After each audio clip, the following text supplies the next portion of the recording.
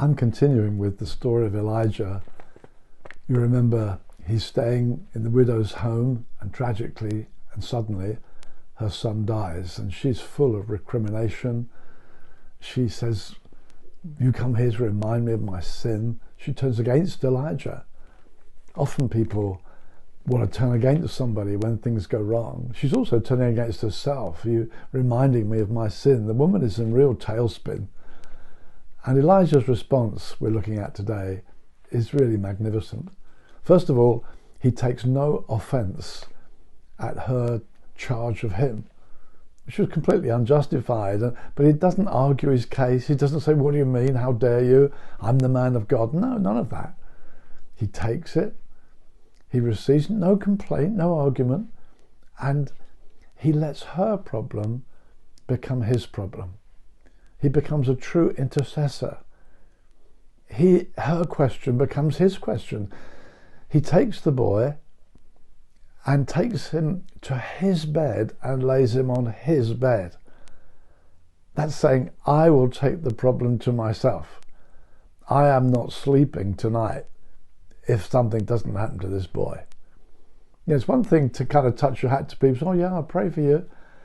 He didn't do that. He said, "Give me your problem.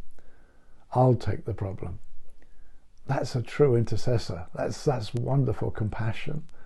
Elijah's on a training program. He's going to stand before a whole nation soon, and he's in God's hands. God's preparing him. But he does so well. Doesn't take offense, but takes the problem and makes it his own, just like Jesus. And then he begins to pray.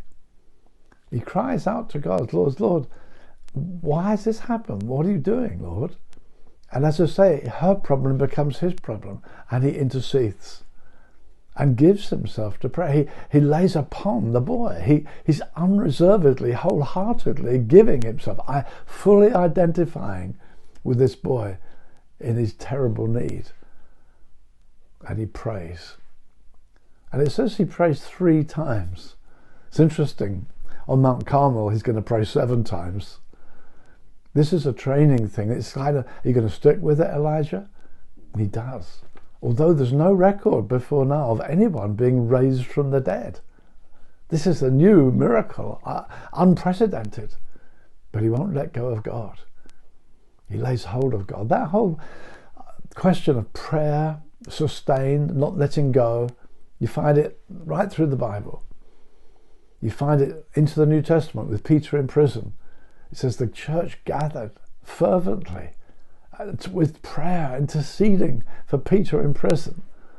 And the prison doors open and out he walks.